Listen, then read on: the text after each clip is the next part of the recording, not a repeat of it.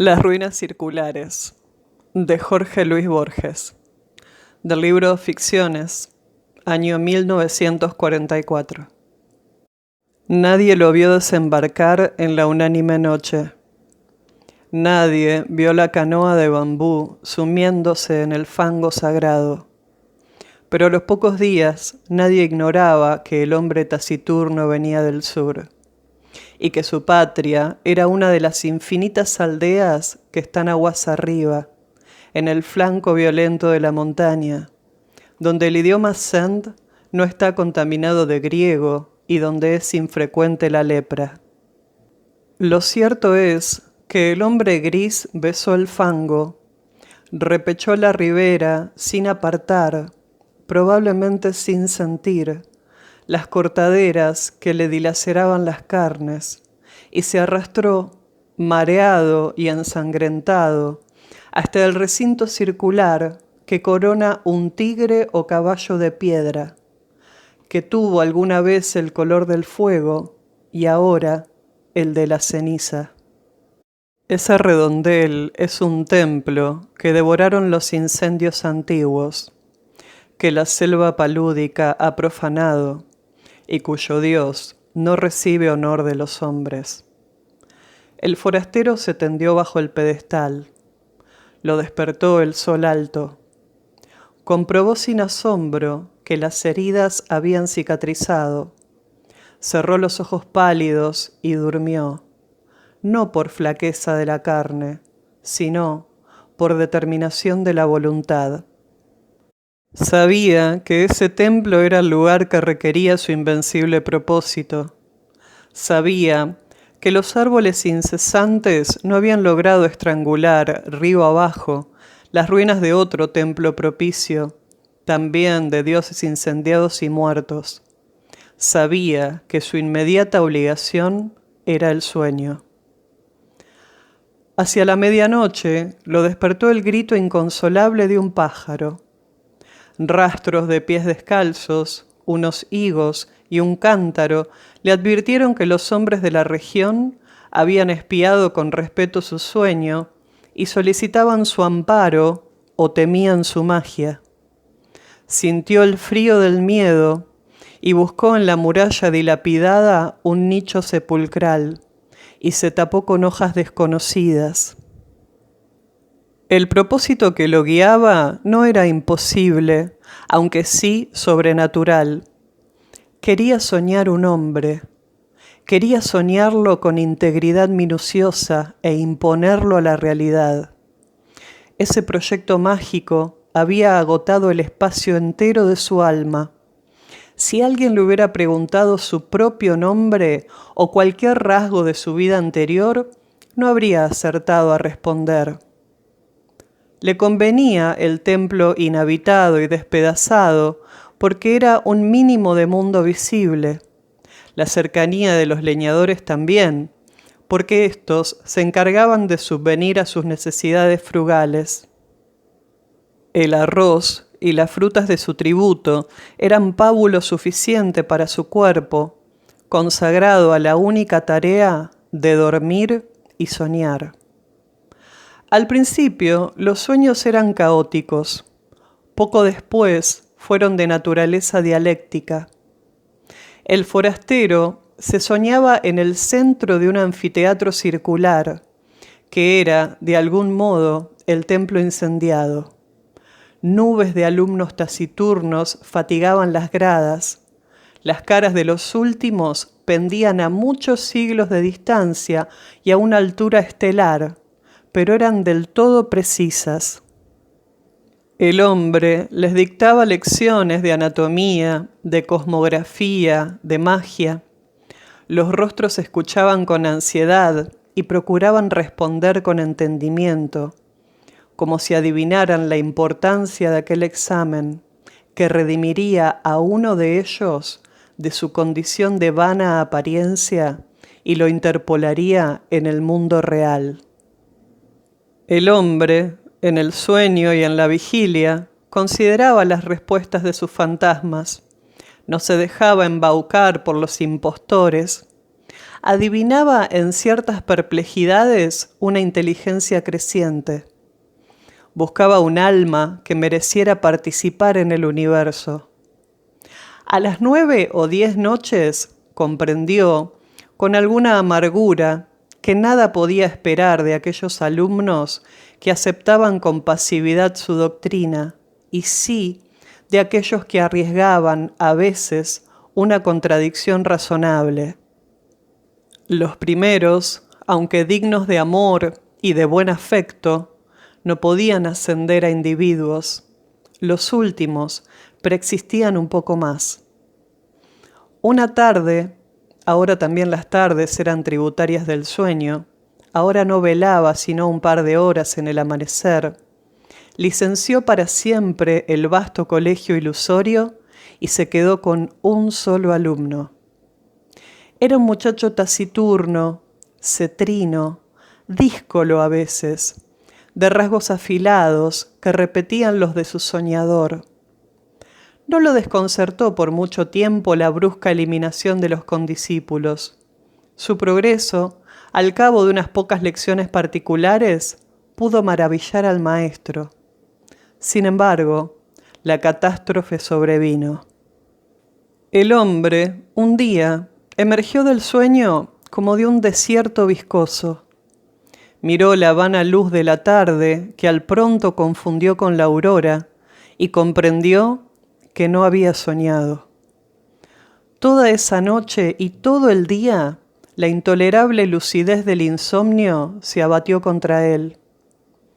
Quiso explorar la selva, extenuarse. Apenas alcanzó entre la cicuta unas rachas de sueño débil, veteadas fugazmente de visiones de tipo rudimental, inservibles. Quiso congregar el colegio y apenas hubo articulado unas breves palabras de exhortación, éste se deformó, se borró. En la casi perpetua vigilia, lágrimas de ira le quemaban los viejos ojos. Comprendió que el empeño de modelar la materia incoherente y vertiginosa de que se componen los sueños es el más arduo que puede acometer un varón, aunque penetre todos los enigmas del orden superior y del inferior, mucho más arduo que tejer una cuerda de arena o que amonedar el viento sin cara. Comprendió que un fracaso inicial era inevitable.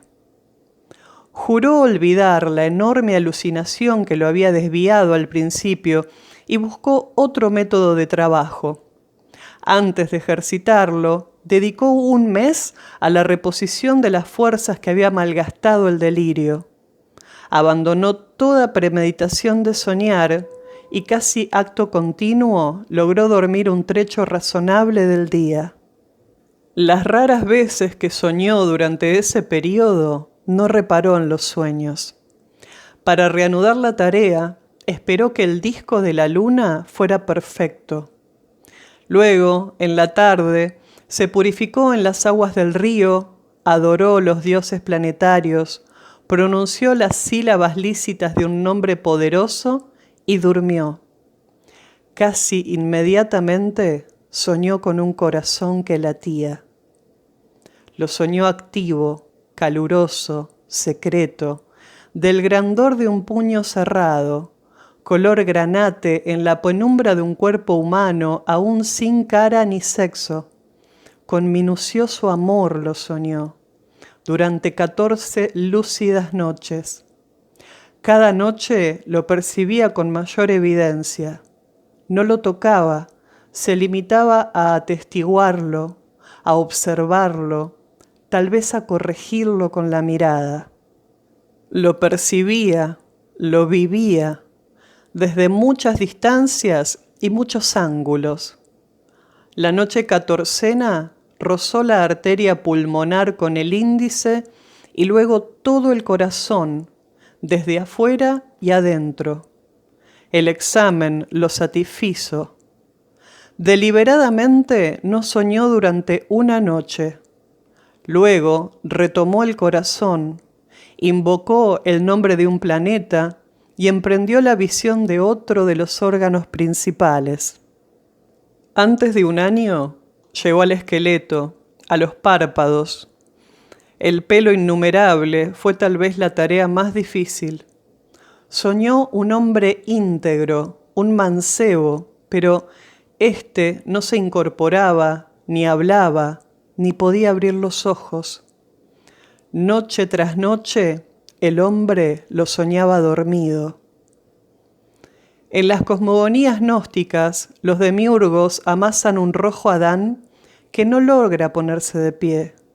Tan inhábil y rudo y elemental como ese Adán de polvo, era el Adán de sueño que las noches del mago habían fabricado. Una tarde, el hombre casi destruyó toda su obra, pero se arrepintió. Más le hubiera valido destruirla. Agotados los votos a los númenes de la tierra y del río, se arrojó a los pies de la efigie, que tal vez era un tigre y tal vez un potro, e imploró su desconocido socorro. Ese crepúsculo soñó con la estatua. La soñó viva, trémula. No era un atroz bastardo de tigre y potro, sino, a la vez, esas dos criaturas vehementes y también un toro, una rosa, una tempestad. Ese múltiple Dios le reveló que su nombre terrenal era fuego, que en ese templo circular y en otros iguales le habían rendido sacrificios y culto, y que mágicamente animaría al fantasma soñado, de suerte que todas las criaturas, excepto el fuego mismo y el soñador, lo pensaran un hombre de carne y hueso. Le ordenó que una vez instruido en los ritos, lo enviaría al otro templo despedazado, cuyas pirámides persisten aguas abajo, para que alguna voz lo glorificara en aquel edificio desierto. En el sueño del hombre que soñaba, el soñado se despertó. El mago ejecutó esas órdenes. Consagró un plazo, que finalmente abarcó 2 años, a descubrirle los arcanos del universo y del culto del fuego. Íntimamente le dolía apartarse de él. Con el pretexto de la necesidad pedagógica, dilataba cada día las horas dedicadas al sueño. También rehizo el hombro derecho, acaso deficiente. A veces lo inquietaba una impresión de que ya todo eso había acontecido. En general, sus días eran felices. Al cerrar los ojos pensaba, ahora estaré con mi hijo, o, más raramente, el hijo que he engendrado me espera y no existirá si no voy. Gradualmente lo fue acostumbrando a la realidad. Una vez le ordenó que embanderara una cumbre lejana. Al otro día flameaba la bandera en la cumbre. Ensayó otros experimentos análogos, cada vez más audaces. Comprendió con cierta amargura que su hijo estaba listo para nacer y tal vez impaciente. Esa noche lo besó por primera vez y lo envió al otro templo, cuyos despojos blanqueaban río abajo, a muchas leguas de inextricable selva y de ciénaga. Antes, para que no supiera nunca que era un fantasma, para que se creyera un hombre como los otros, le infundió el olvido total de sus años de aprendizaje. Su victoria y su paz quedaron empañadas de hastío. En los crepúsculos de la tarde y del alba se prosternaba ante la figura de piedra, tal vez imaginando que su hijo irreal ejecutaba idénticos ritos en otras ruinas circulares, aguas abajo. De noche no soñaba, o soñaba como lo hacen todos los hombres. Percibía con cierta palidez los sonidos y formas del universo. El hijo ausente se nutría de esas disminuciones de su alma. El propósito de su vida estaba colmado. El hombre persistió en una suerte de éxtasis. Al cabo de un tiempo, que ciertos narradores de su historia prefieren computar en años y otros en lustros, lo despertaron dos remeros a medianoche. No pudo ver sus caras, pero le hablaron de un hombre mágico en un templo del norte, capaz de hollar el fuego y de no quemarse. El mago recordó bruscamente las palabras del dios. Recordó que de todas las criaturas que componen el orbe, el fuego era la única que sabía que su hijo era un fantasma. Ese recuerdo, apaciguador al principio, acabó por atormentarlo. Temió que su hijo meditara en ese privilegio anormal y descubriera de algún modo su condición de mero simulacro. No ser un hombre, ser la proyección del sueño de otro hombre. ¡Qué humillación incomparable! ¡Qué vértigo! A todo padre le interesan los hijos que ha procreado, que ha permitido, en una mera confusión o felicidad. Es natural que el mago temiera por el porvenir de aquel hijo, pensado entraña por entraña y rasgo por rasgo, en 1001 noches secretas. El término de sus cavilaciones fue brusco, pero lo prometieron algunos signos. Primero, al cabo de una larga sequía, una remota nube en un cerro, liviana como un pájaro. Luego, hacia el sur, el cielo que tenía el color rosado de la encía de los leopardos. Luego, las humaredas que herrumbraron el metal de las noches. Después, la fuga pánica de las bestias. Porque se repitió lo acontecido hace muchos siglos. Las ruinas del santuario del dios del fuego fueron destruidas por el fuego.